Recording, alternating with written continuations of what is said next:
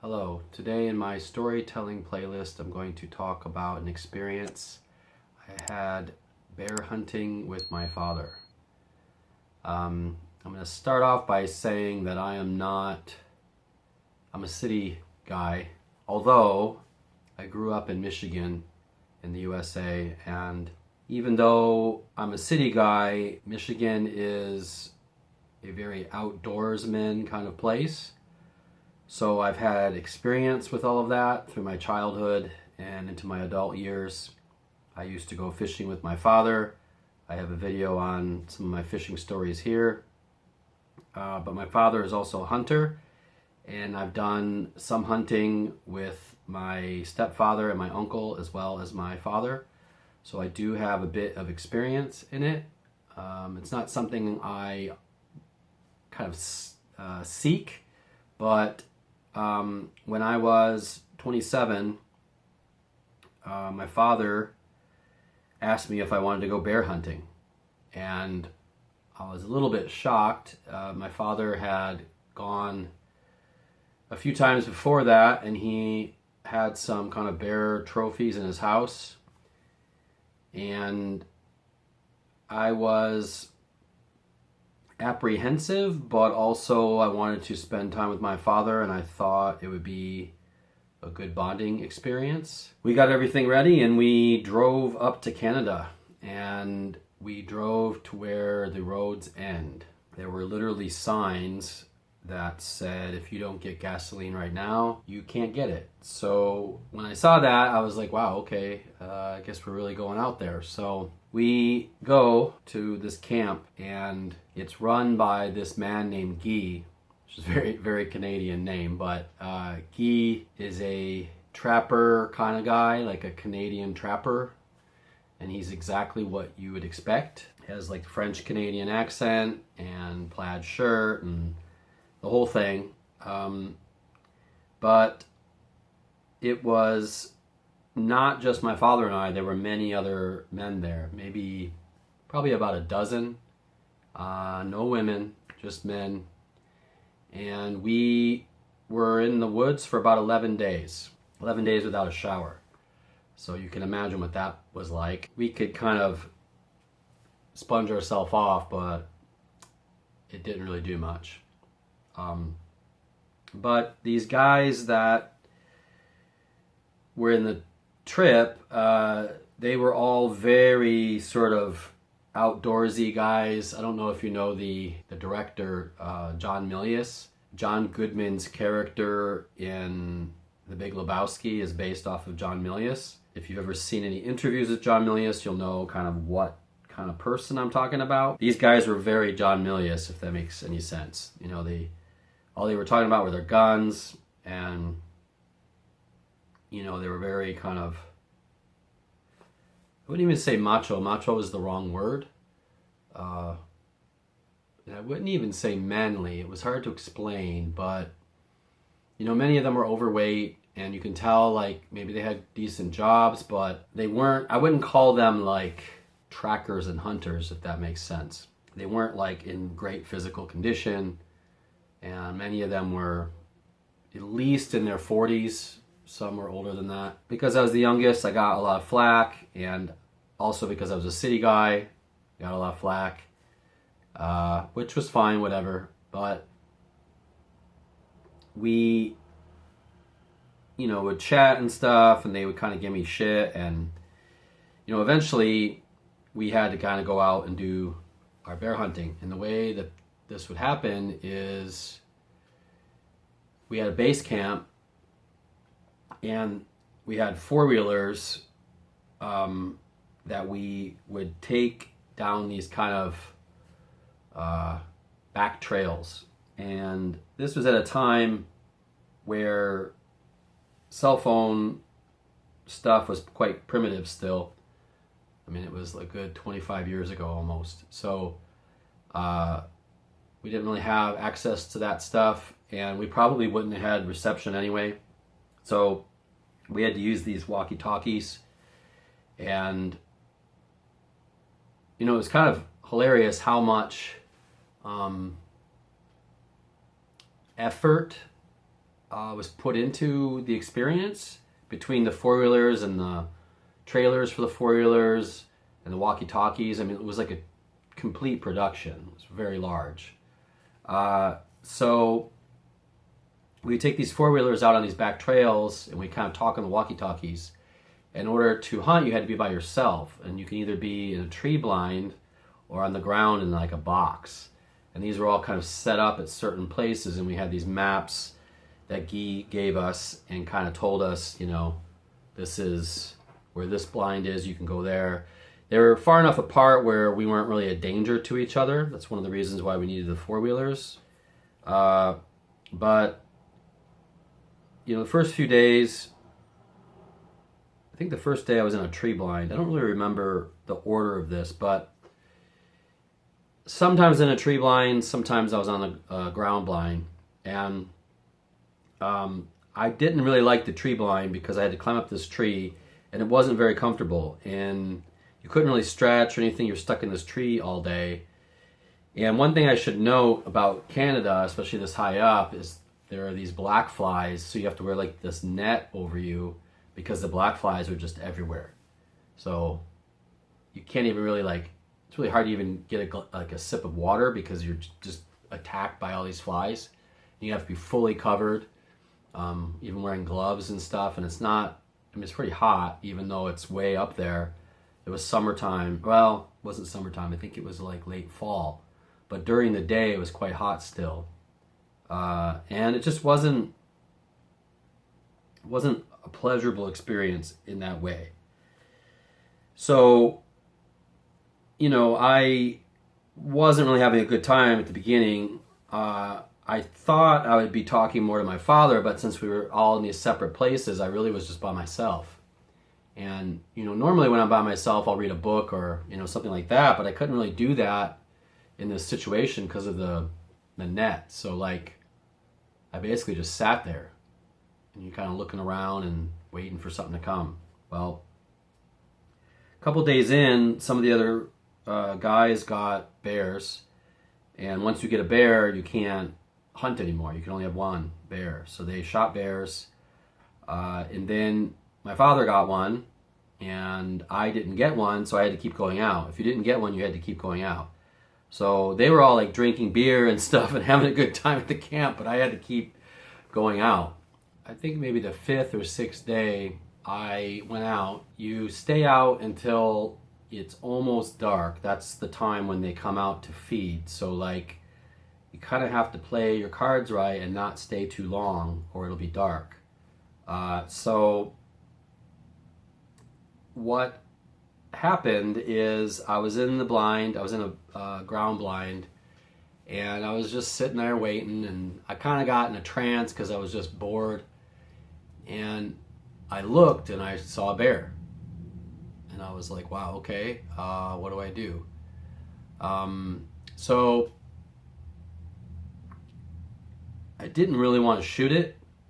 I don't know, there was something about it where I felt like if I was gonna kill this animal, I would rather have like tracked it, and not that I'm a tracker or anything, it's kind of ridiculous to think that I'd even be able to do that. But the way that we were doing it just felt kind of like fish in a barrel kind of thing. It didn't really feel very authentic to me. I mean, there's still the danger, obviously, of the bear. The bear's dangerous. So I'm like watching it for a minute. I'm like trying to decide, should I shoot this thing? Should I not shoot this thing?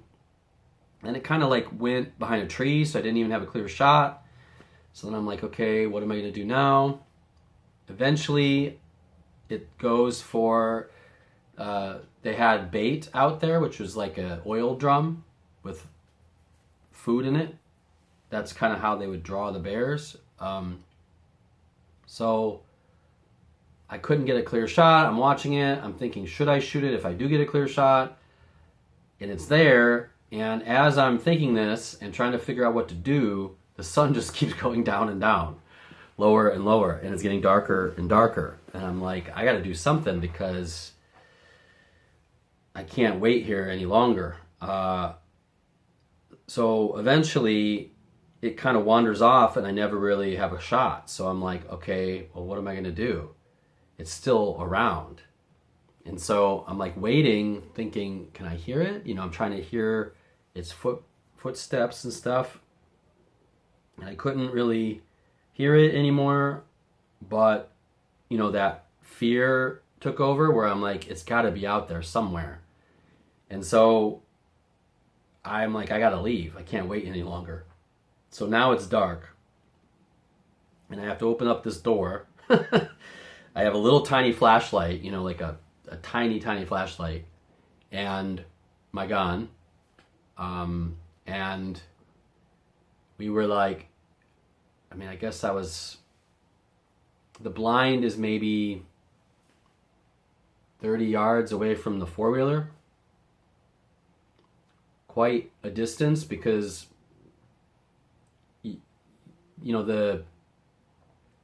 the trail kind of stops and then the blind is off from the trail a bit.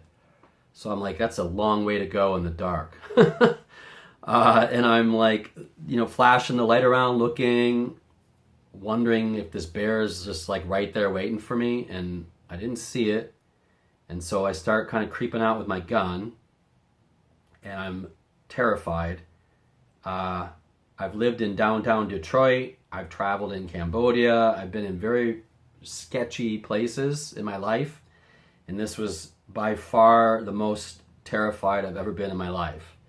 I was just like shaking because I had no idea if this thing was going to come out and attack me. And it was... I can't even describe how frightened I was. So I keep walking and I'm like trying to look all around and see if this thing is around, and I don't hear anything. I get to the bike finally, but then I have to kind of deal with my gun because you can't just ride with a gun like on your lap or whatever, it's like not safe. So I had to deal with my gun and, kind of look around. And, part of me, I didn't want to deal with my gun because I was like, if I deal with my gun and I can't get to it quickly enough and it attacks me, then I'm screwed. But I know that you're not really supposed to ride it, like that. So I rode it a little bit with the gun to get it away a little more, closer to the road. And then I kind of put it all away. But I was terrified. Thankfully, I never saw the bear, but it was crazy. And by the time I rode the four-wheeler back to the truck and then loaded the four-wheeler up into the truck and then took the truck back to the camp, it was really late. And they were worried because I was a couple hours late by that time.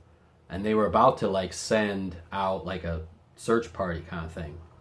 Not like a search party, but they were going to come looking for me. But anyway, I got back and they all kind of laughed. They thought it was funny. I didn't really think it was funny. But looking back on it, I feel like it was maybe a kind of an initiation in a way. I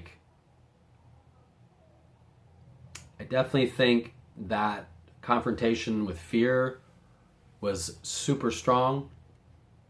And yeah, I don't know. It was an interesting experience, but there's a little more to the story. A couple of details that I'm going to kind of touch on that are aside from me actually hunting.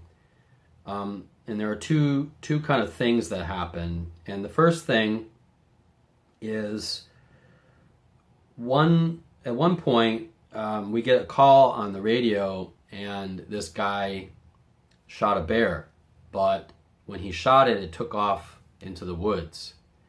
And he called us because he knew that it would probably be dead and we'd have to drag it out of the woods and we'd need more than one person because they were black bear. They weren't super big. I don't know if you've ever seen a black bear, but they're not gigantic, but they are pretty heavy and they're definitely scary. It's not like a grizzly bear or anything, but it was raining and we drove our four-wheelers to where he was. And it's dark out now, and we've got like flashlights, and we're going through the woods following this blood trail in the dark with it raining. Like a lot of the blood is washed away. Somehow we found it because it sort of ran off in a straight direction. So thankfully it did that. If it had kind of went around or went in a different direction, we probably never would have found it. But we found it, and it was a good mile into the forest.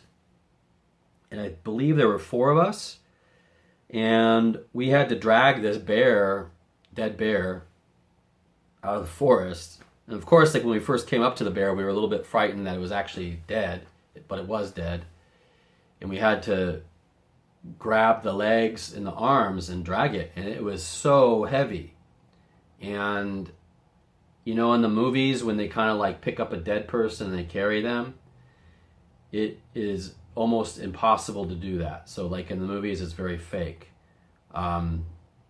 When we would try to lift it up, it would just kind of like flop around, and it was quite heavy.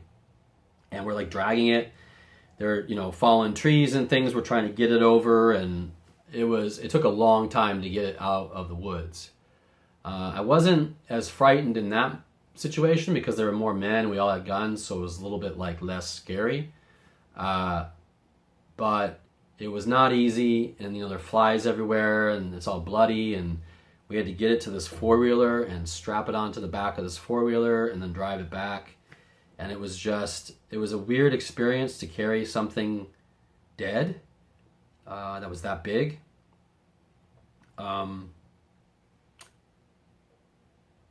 I don't know. It's not something that's easily describable. It's just this feeling you get when you're doing it. In the last story, and this is maybe the most gruesome of all, after a few of the guys got bears, the trapper, he had to gut the bears, right? So like he had them like hanging up like this. And so they look basically like people just kind of hanging. And he would like cut them like this, you know, with a hunting knife, and you know, kind of open them up, and their entrails would fall into these drums.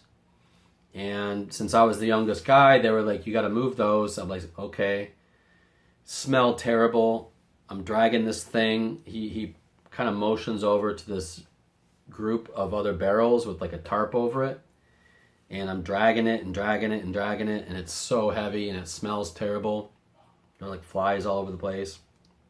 And I get it to this area, and I lift the tarp up, and I start putting it in place, and I look, and there's other barrels, and they have the entrails of the bears in them as well. And I look closer, and I'm like, what is that? And I see like a donut. Then I'm like, oh no, wait a minute. And I look closer, and there's like moldy bread, and there's like, you know, all these scraps of vegetables and stuff. And then I realize that that's what they're baiting the bears with, is the entrails of the other bears, and then all the stale food and stuff that the campers kind of leave. It was pretty gruesome, and yeah, in the end, it wasn't really a pleasurable experience. I mean, it was nice to spend some time with my father, because I don't get to see him that often, so that was good. But looking back on it, I would have rather gone fishing or something. It probably been a lot cheaper. We could have chatted more. Like, it wouldn't have been so gruesome. Even cleaning fish just doesn't have the same feeling as what I felt during those 11 days. I don't know. I mean, I'm glad I had the experience, because it's definitely something I can talk about, but yeah, it's kind of a double-edged sword. But anyway, that's all I got for today. Take care.